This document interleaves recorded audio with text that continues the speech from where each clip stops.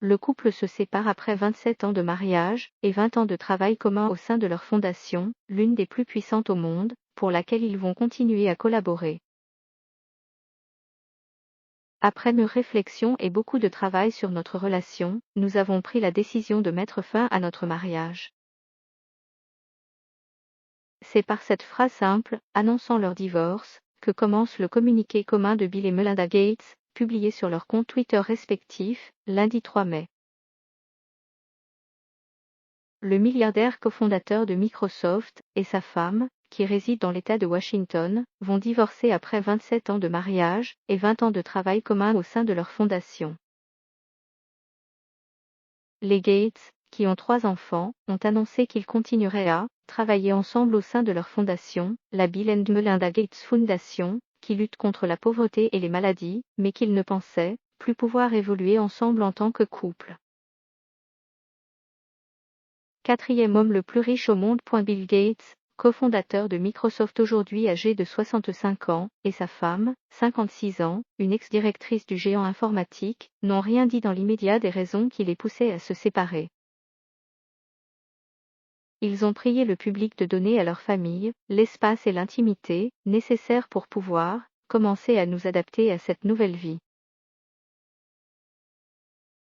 Bill Gates est, selon le dernier classement de Forbes, le quatrième homme le plus riche du monde, avec une fortune évaluée à 124 milliards de dollars, 102 milliards d'euros.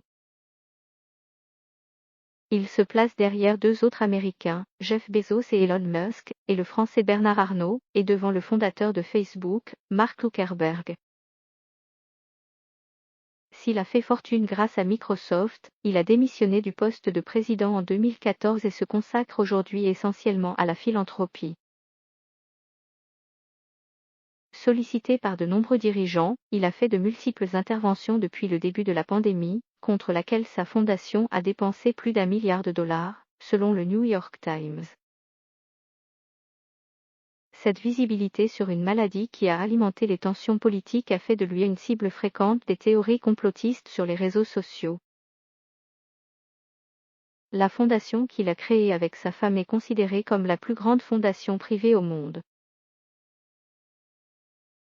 Elle a dépensé quelques 53 milliards de dollars en 20 ans, et emploie près de 1600 personnes, selon son site officiel. Parmi ses activités, elle contribue en partie au financement du Monde Afrique depuis 2015 pour le soutien aux questions de développement et de santé publique. Une rencontre à New York en 1987. Même s'ils continueront à œuvrer ensemble au sein de leur fondation, qu'ils coprésident aux côtés de Warren Buffett, leur divorce pourrait entraîner des changements dans la façon dont elle est financée, avançaient certains observateurs. On ignore notamment si M. Gates continuera à l'alimenter en fonds aussi régulièrement qu'il le faisait jusqu'ici.